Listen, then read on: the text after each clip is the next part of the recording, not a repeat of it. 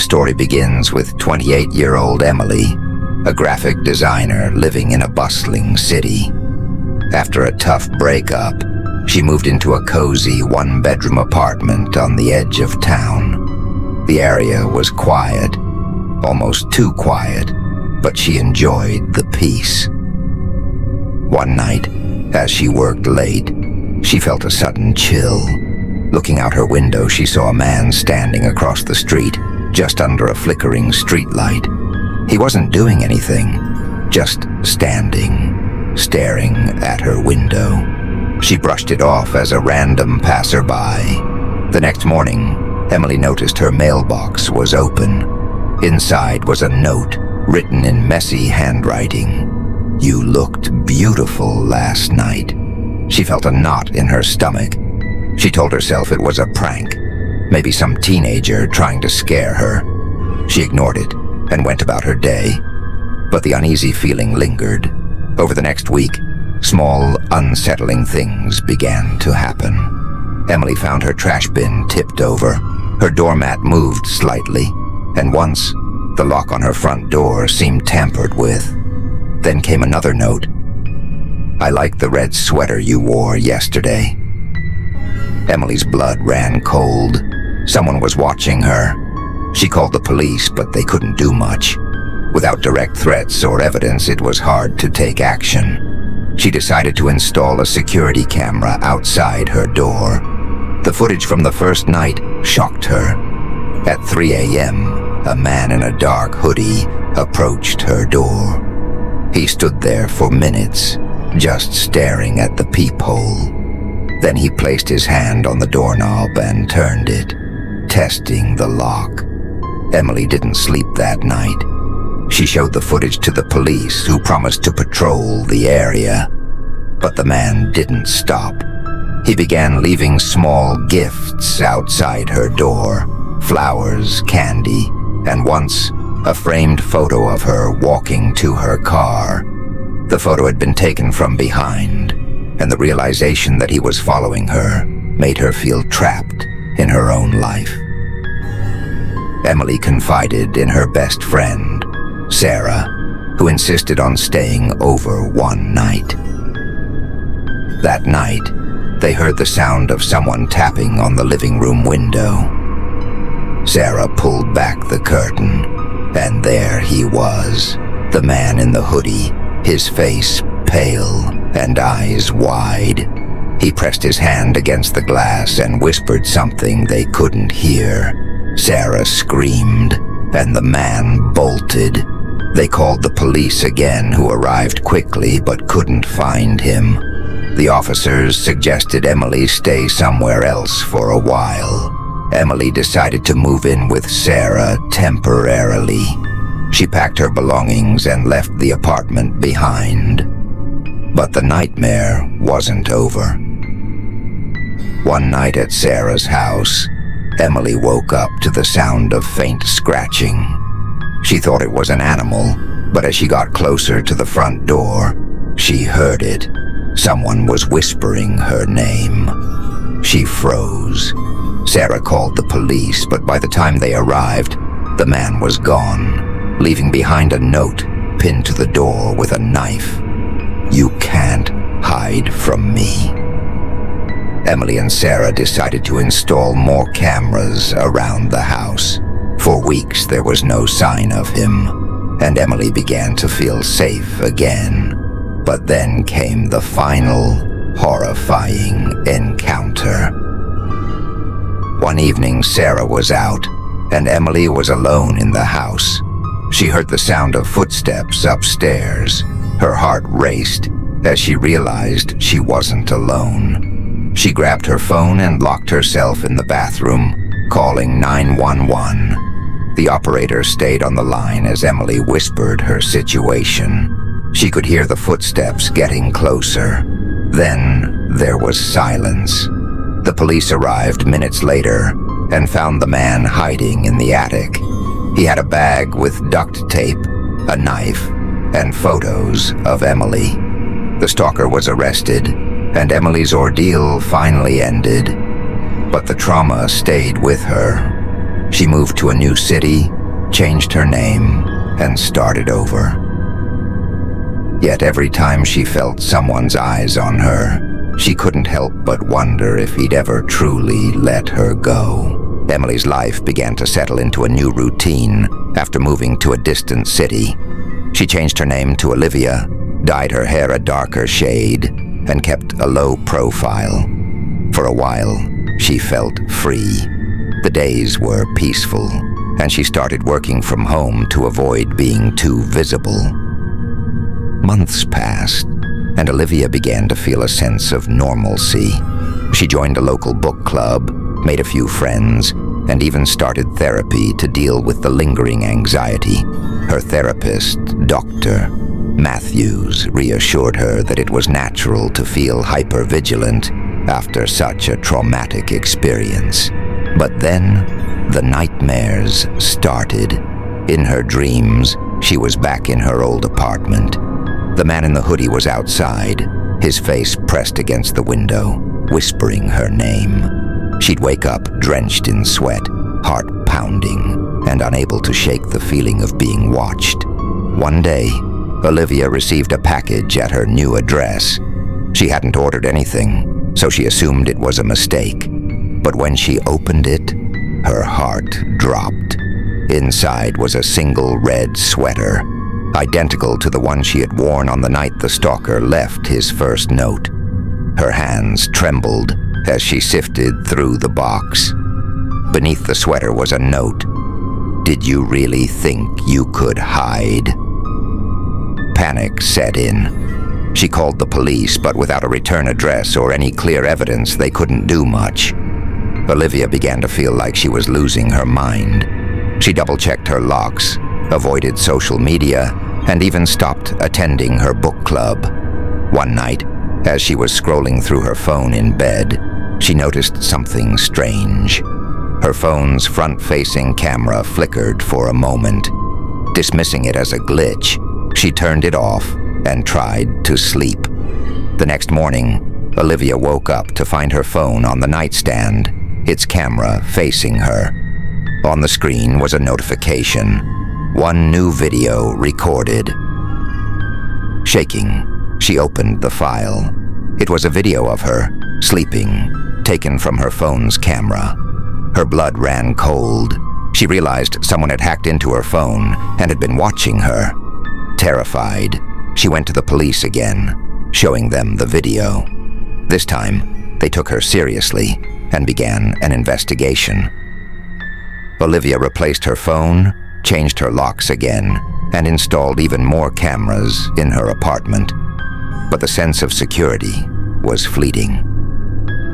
A week later, Olivia returned home from a rare outing with her therapist to find her apartment door slightly ajar. She froze. Summoning her courage, she pushed the door open and stepped inside. Everything seemed normal until she entered her bedroom. On her bed was a photo album. Inside were pictures of her taken over the past few months. At the grocery store, walking to therapy, even inside her apartment. The final photo was of her sleeping, with the caption, "I'm closer than you think." She ran out of the apartment and called the police. This time they found fingerprints on the photo album, and they matched her stalker's. It turned out he had been released on bail after his initial arrest and had tracked her down using online tools and public records. The police promised to put her under protection, but Olivia couldn't shake the feeling that she'd never truly be safe. One night, while staying in a secure location arranged by the police, Olivia woke up to the sound of her phone vibrating. Groggily, she picked it up. There was a text message from an unknown number. "Look outside." Her heart pounding, she hesitated but eventually peeked through the curtains. Across the street, under a dim streetlight, was the man in the hoodie. He raised a hand and waved. Olivia dropped the curtain and backed away, her breathing shallow and rapid. She clutched her phone and dialed the police, her hands trembling so badly that she nearly dropped it.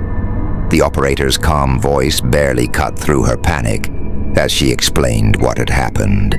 Within minutes, a patrol car arrived, but when the officers searched the area, the man was gone. "Are you sure you saw someone?" one of the officers asked gently, though his tone betrayed skepticism. Olivia nodded vehemently. "He was there. He waved at me. I'm not imagining this." The officers assured her they'd patrol the area and suggested she stay indoors. Olivia didn't sleep that night. She sat in the living room with all the lights on, clutching a kitchen knife, her mind racing. The next morning, she called her therapist, Dr. Matthews, and begged for an emergency session. During the session, she poured out her fear and frustration. "He's everywhere, doctor. He's always one step ahead.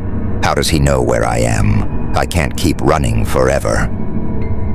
Dr. Matthews leaned forward, his expression calm but serious. "Olivia, your fear is valid, but you're not powerless. We need to figure out how he's tracking you. It could be digital, through your phone, your devices, or even physical. Has anyone new come into your life recently?" The question lingered in her mind. She thought about the delivery driver who had dropped off her groceries, the neighbor who had introduced himself last week, even the friendly barista at the coffee shop she frequented. Paranoia began to creep in. Determined to fight back, Olivia hired a private investigator, a no-nonsense woman named Marissa, who specialized in stalking cases. Marissa was thorough, examining Olivia's apartment, devices, and even her car. After hours of searching, Marissa found something chilling: a small GPS tracker hidden under Olivia's car. "This is how he's been following you," Marissa said, holding up the device. "We'll hand this over to the police, but we need to assume he's watching your every move." The revelation brought a mix of relief and dread. Olivia replaced her car, got a new phone, and even changed her hairstyle again. But she couldn't shake the feeling that the stalker was always one step ahead. A week later, Olivia decided to take back some control. With Marissa's help, she planned a trap. They planted a decoy tracker on her new car, leading to an empty warehouse on the outskirts of town. Olivia hid inside with Marissa and two plainclothes police officers, waiting for the stalker to show up.